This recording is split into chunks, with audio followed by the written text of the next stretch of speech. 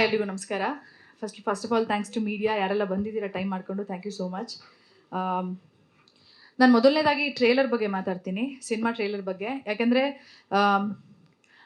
Trailer ಮಾಡಲ್ಲ ಅಂತಿದ್ರು Krishna, but ಏನಕ್ಕೆ ಟ್ರೇಲರ್ ಮಾಡಲ್ಲ ಅಂತಂದರೆ ಅದಕ್ಕೆ ರೀಸನ್ನು ಬಿಕಾಸ್ ಲವ್ ಮಾಕ್ಟೇಲ್ ಒಂದು ಫ್ರ್ಯಾಂಚೈಸಿ ಆ್ಯಂಡ್ ಟ್ರೇಲರ್ ಯೂಶ್ವಲಿ ಸಿನಿಮಾಗಳಿಗೆ ಏನಕ್ಕೆ ಮಾಡ್ತಾರೆ ಅಂದರೆ it's like an invitation to a film.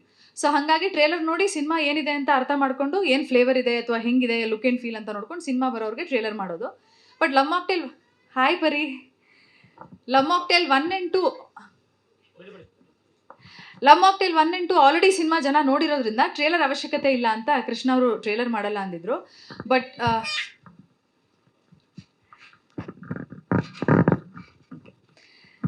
Again especially ಇವಾಗ ಕಟ್ ಮಾಡಿರೋಂತಹದ್ದು it's a recap, more of a recap trailer ಅನ್ನೋದಕ್ಕಿಂತ. ಯಾಕಂದರೆ ಸಿನಿಮಾ ಥಿಯೇಟ್ರಿಗೆ ಬಂದು ಜನ ನೋಡಿದಾಗ ಅಲ್ಲಿರೋವಂಥ ಎಲಿಮೆಂಟ್ಸ್ ಅಥವಾ ಸರ್ಪ್ರೈಸಸ್ ಜನಕ್ಕೆ ಫೀಲ್ ಆಗಲಿ ಅನ್ನೋ ಒಂದೇ ಕಾರಣ, ಬಿಟ್ಕೊಡ್ಬಾರ್ದು ಅನ್ನೋದು. Definitely that is one of the reasons trailer cut ಮಾಡಿಲ್ಲ.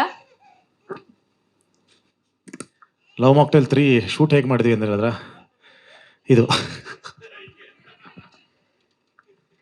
ಇಡೀ ಸಿನಿಮಾ ಬರೆಯೋದಕ್ಕೆ ಅಂದರೆ ಲವ್ ಮಾಕ್ಟೇಲ್ 3 ಮಾಡಬೇಕು ಅಂತ ಡಿಸೈಡ್ ಮಾಡಿದಾಗ ನಾನು ಹೇಳಿದ ಮೇಲೆ ನನಗೆ ಯಾವುದೋ ಒಂದು ಐಡಿಯಾ ಉಳಿತು, ಹಿಂಗೆ ಸಿನಿಮಾ ಮಾಡೋಣ ಅಂತ. ಏನೋ ಒಂದು ಲೈನ್ ನೋಡಿದಾಗ ನನಗೆ ಮನೇಲಿ ಕೂತ್ಕೊಂಡು ಬರೆಯೋಕ್ಕಾಗಲ್ಲ, ದಯವಿಟ್ಟು ಬಿಟ್ಬಿಡು, ನಾನೆಲ್ಲ ಹೋಗ್ಬಿಡ್ತೀನಿ ಅಂತ 3 ದಿನ ಗೋವಾಗೆ ಒಬ್ಬನೇ ಹೋಗಿದ್ದೆ. ರೀಸನ್ ಯಾಕೆಂದರೆ ಪಾಪು ನಮಗೆ ಬರೆಯೋಕ್ಕೆ ಕೂತ್ಕೊಳ್ಳೋಕೆ ಟೈಮ್ ಆಗ್ತಿರಲಿಲ್ಲ ಅಂತ. ಸೊ ಅಲ್ಲಿ ಹೋಗಿ 3 ದಿನದಲ್ಲಿ ಕಂಪ್ಲೀಟ್ ಸ್ಕ್ರೀನ್ ಪ್ಲೇ ಮಾಡ್ಕೊಂಡು ಬಂದಿದ್ದು. ಸೊ ಪ್ರತಿದಿನ ಶೂಟಿಂಗ್ ಸ್ಪಾಟಲ್ಲಿ ಆಗ್ಬೋದು, ಅಥವಾ ನಾವು ತಯಾರಿ ಮಾಡ್ತಿರೋ ಟೈಮ್ ಆಗ್ಬೋದು, ಮನೇಲಿ ರಿಹರ್ಸಲ್ಗಳು ಮಾಡೋ ಟೈಮಲ್ಲಿ ಆಗ್ಬೋದು, ಪ್ರತಿ ದಿನವೂ ನಮ್ಮ ಪರಿ ಜೊತೆಲೇ ಇರ್ತೈತೆ ಈ ಥರ. ಸೊ ಹಿಂಗೆ ಕೆಲಸ ಮಾಡಿಕೊಂಡು ಸೊ ಲವ್ ಮಾಕ್ಟೇಲ್ 1, 2, 3 ಅಂತ ನೋಡೋಕೆ ಹೋದರೆ ನಮಗೆ ಬಹಳ ಕಷ್ಟ ಆಗಿದ್ದು ಸಿನಿಮಾ ಮಾಡೋಕ್ಕೆ 3 ಬಿಕಾಸ್ ಆಫ್ ಪರಿ. 6 months 7 months ಪರಿ ಇದ್ದಾಗ ನಾವು ಶೂಟಿಂಗ್ ಸ್ಟಾರ್ಟ್ ಮಾಡಿದ್ವಿ.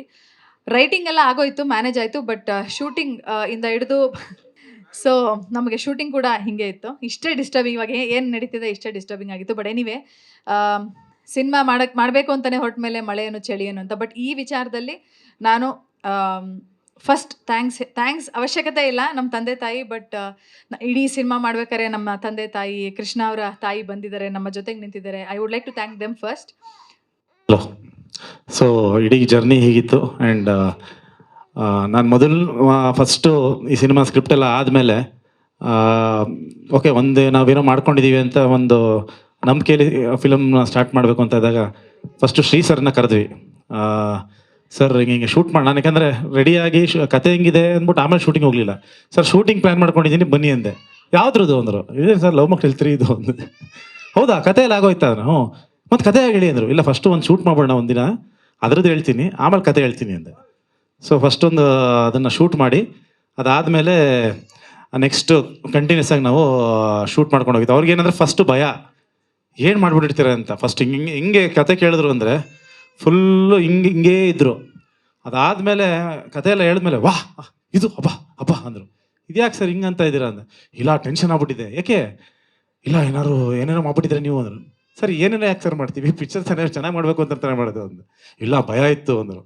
ಸೊ ಅದೇ ಭಯ ಆ್ಯಕ್ಚುಲಿ ತುಂಬ ಜನಕ್ಕಿತ್ತು. ಅಂದರೆ ಯಾಕಂದರೆ ಪಾರ್ಟ್ 1 ತುಂಬ ಇಷ್ಟಪಟ್ಟಿರ್ತಾರೆ. ಸೊ ಪಾರ್ಟ್ 2 ಮಾಡಿದಾಗಲೇ ಹಾಳು ಮಾಡಿಬಿಟ್ರೆ ಅನ್ನೋದೊಂದಿರುತ್ತೆ. ಸೊ ಪಾರ್ಟ್ 3 ಅಂತ ಮಾಡ್ತಿದ್ದೀವಿ ಅಂದಾಗ ಇನ್ನೂ ಮತ್ತೆ ಹಾಳು ಮಾಡಿಬಿಟ್ರೆ ಅನ್ನೋದೊಂದು ಟೆನ್ಷನ್ನು ಆ ಫ್ರ್ಯಾಂಚೈಸಿನ ಯಾರ್ಯಾರು ಇಷ್ಟಪಟ್ಟಿರೋ ಎಲ್ಲರಿಗೂ ಇರುತ್ತೆ. ಸೊ ಬಟ್ ಭಾಳ ಜವಾಬ್ದಾರಿಯಿಂದ, ಭಾಳ ಪ್ರೀತಿಯಿಂದ, ತುಂಬ ತಲೆ ಕೆಡಿಸ್ಕೊಂಡು ತುಂಬ ಅದ್ಭುತವಾಗಿ ಬಂದಿದೆ. ಫೈನಲ್ ಏನು ಔಟ್ಪುಟ್ ಇದೆಯಲ್ಲ ತುಂಬ ಅದ್ಭುತವಾಗಿ ಬಂದಿದೆ. ನನಗೆ ಐ ಥಿಂಕ್ ತುಂಬ ಸ್ಯಾಟಿಸ್ಫೈ ಆಗಿದೆ. ಆ್ಯಂಡ್ ಹೊಸ ಕ್ಯಾಸ್ಟ್ ಬಗ್ಗೆ ಆಮೇಲೆ ಮಾತಾಡ್ತೀನಿ. ಆ್ಯಂಡ್ ಆಗಲೇ ಫಸ್ಟು ಅಮೃತ ಬಂದು ಮಾತಾಡಿದ್ರು. ಸೊ ಜೋ ಅನ್ನೋ ಒಂದು ಪಾತ್ರ ಬಹುಶಃ ತುಂಬ ಜನ ಆ ಪಾತ್ರನ ಒಪ್ಪೋದು ಆ್ಯಕ್ಟ್ ಮಾಡೋಕ್ಕೆ ತುಂಬ ಕಷ್ಟ. ಯಾಕಂದರೆ ಅದೊಂದು ತುಂಬ ಒಂದು ಅಗ್ರೆಸಿವ್, ತುಂಬ ಒಂದು ನೆಗೆಟಿವ್ ಥರದ್ದೊಂದು ಕ್ಯಾರೆಕ್ಟರ್ ಅದು. ಸೊ ಅದನ್ನು ಎಷ್ಟು ಅದ್ಭುತವಾಗಿ ಪ್ಲೇ ಮಾಡಿದ್ದಾರೆ. ಸೊ ಲವ್ ಮಾಕ್ಟೇಲ್ ಅಂದ ತಕ್ಷಣ ಸಕ್ಸಸ್ ಅಂದ ತಕ್ಷಣ ಫ್ರ್ಯಾಂಚೈಸಿ ಅಂದಾಗಲೇ ಜೋ ಅನ್ನೋ ಪಾತ್ರ ಎಷ್ಟು ಮುಖ್ಯ ಆಗುತ್ತೆ. ಯಾಕಂದರೆ ಆ ಜೋ ಇರೋದ್ರಿಂದನೇ ನಿಧಿಮಾಗ ಆ ವ್ಯಾಲ್ಯೂ ಬಂದಿರೋದು. ಯಾಕಂದರೆ ಜೋದು ಕಾಂಟ್ರಾಸ್ಟು ನಿಧಿಮಾ. ಹಾಗಾಗಿ ಥ್ಯಾಂಕ್ಸ್ ಅಮೃತ, ಆ ಪಾತ್ರನ ಅಷ್ಟು ಅದ್ಭುತವಾಗಿ ಮಾಡಿದ್ದಕ್ಕೆ. ಆ್ಯಂಡ್ ರೇಚಲ್ ಸಿಹಿಯಾಗಿ ಬಂದಿದ್ದು, ಅದೇನೋ ಗೊತ್ತಿಲ್ಲ, ತುಂಬ ಹುಡುಕಿ ಕೊನೆಗೆ ಸಿಕ್ಕಿದಂಥ ಆರ್ಟಿಸ್ಟ್ ಇವರು. ಯಾಕಂದರೆ ತುಂಬ ಆಡಿಷನ್ ಮಾಡಿದ್ವಿ. ನನಗೆ ಏನೋ ಒಂದು ಫೇಸಲ್ಲ ಇನ್ನೋಸೆನ್ಸ್ ಬೇಕು ಅಂತ. ಅದು ಅವ್ರ ಹತ್ರ ಇಲ್ಲ. ಆ್ಯಕ್ಚುಲಿ ಅವ್ರಿಗೆ ಅಷ್ಟು ಇನ್ನೋಸೆಂಟ್ ಅಲ್ಲ, ಬಟ್ ಸ್ಟಿಲ್ ಫೇಸಲ್ಲಿ ಅದಿದೆ. ಅಷ್ಟು ಇನ್ನೋಸೆಂಟಾಗಿ ಕಾಣಿಸ್ತಾ ಇದ್ದಾರೆ ಆ್ಯಂಡ್ ಅದ್ಭುತವಾಗಿ ಪರ್ಫಾರ್ಮ್ ಮಾಡಿದ್ದಾರೆ. And thank you Rachel for being second ಪಾರ್ಟಲ್ಲಿ ಆ್ಯಂಡ್ ಥರ್ಡ್ ಪಾರ್ಟಲ್ಲಿ, ಪ್ಲಸ್ ಅಮೃತ ಎಲ್ಲ 3 ಭಾಗಗಳದಿದ್ದಕ್ಕೆ. ಅಭಿ ನಿನ್ನ ಬಗ್ಗೆ ಆಮೇಲೆ ಮಾತಾಡ್ತೀನಿ ಬಿಡ, ಲಾಸ್ಟಲ್ಲಿ ಬರ್ತೀನಿ. ಸೊ ಅದಾದಮೇಲೆ ಇಲ್ಲ ನೀನೇ ಇರೋದು, ಸಾರಿ. ಹಾಂ, ಅಭಿ 3ನೇ ಭಾಗದಲ್ಲಿ ಕಂಟಿನ್ಯೂ ಆಗ್ತಾ ಇರೋದು.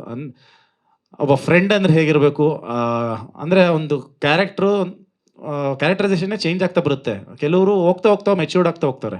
ಅಂದರೆ ಸ್ಕೂಲಲ್ಲಿ ಕಾಲೇಜಲ್ಲಿ ಎಳ್ಸಾಡ್ಸಂಗೆ ಆಡ್ತಾ ಇರ್ತಾರೆ, ಆಮೇಲೆ ಹೋಗ್ತಾ ಹೋಗ್ತಾ ತುಂಬ ಮೆಚ್ಯೂರ್ಡಾಗಿ ಬಿಹೇವ್ ಮಾಡ್ತಾರೆ. ಬಟ್ ಈ ಪಾತ್ರ ಗೊತ್ತಿಲ್ಲ ನನಗೇನೋ, ಏನಕ್ಕೆ ಹಂಗೆ ಬರಿಬೇಕು ಅಂತ ಅನಿಸ್ತಾ. ಇವೊಂದು ಉಲ್ಟಾ ಬಂತು. ಲವ್ ಮಾಕ್ಟೇಲ್ 1ನಲ್ಲಿ ತುಂಬ ಮೆಚ್ಯೂರ್ಡಾಗಿ ಬಿಹೇವ್ ಮಾಡ್ತಾನೆ, ನನಗೆ ಬುದ್ಧಿ ಹೇಳ್ತಾ ಇರ್ತಾನೆ, ಹಿಂಗೆ ಬದುಕಬೇಕು, ಹಂಗಲ್ಲ ಕಣೋ, ಇಂಥವ್ರು ಇರ್ತಾನೆ. ನಿಧಿ ಮನೆ ಹುಡ್ಕೊಟ್ಟಿದ್ದೆ ಅವನು. ಸೊ ಅವ್ನು ಕರ್ಕೊಂಡ್ಬಂದು ಆ್ಯಕ್ಚುಲಿ ಮದುವೆ ಆಗುವಂತ ಮಾಡೋದು. ಆ ಥರ ಮೆಚ್ಯೂರ್ಡ್ ಆಗಿದ್ದವನು ಸಡನ್ನಾಗಿ ಚೈಲ್ಡ್ ಆಗ್ತಾನೆ ಲವ್ ಮಾಕ್ಟೇಲ್ 2 ಅಲ್ಲಿ. ಸೊ ಲವ್ ಮಾಕ್ಟೇಲ್ 3 ಅದಕ್ಕಿಂತ ಇನ್ನೊಂದೇನೋ ಆಗಕ್ಕೆ ಹೋಗ್ತಾನೆ.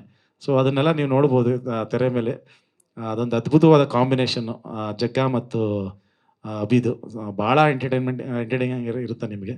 ಆ್ಯಂಡ್ ಲವ್ ಮಾಕ್ಟೇಲ್ 3ಗೆ ಈಗೇನು ನಾವು ಕ್ಯಾಸ್ಟ್ ನೀವು ನೋಡ್ಕೊಂಬಂದ್ರಿ, ತುಂಬ ತಲೆ ಕೆಡಿಸ್ಕೊಂಡು ಹಂಗಾರೆ ಸಾಕಷ್ಟು ಹೊಸ ಹೊಸ ಪಾತ್ರಗಳು ಬರ್ತಾ ಇದೆ.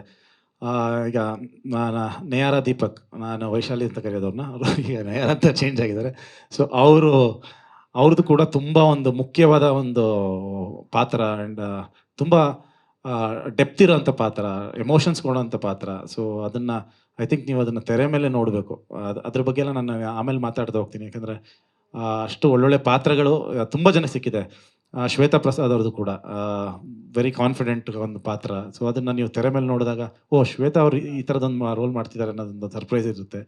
ಆ್ಯಂಡ್ ದಿಲೀಪ್ ಸರ್ ಬಗ್ಗೆ ಹೇಳಲೇಬೇಕು, ನನಗೆ ತುಂಬ ಇಷ್ಟವಾದ ನಟ.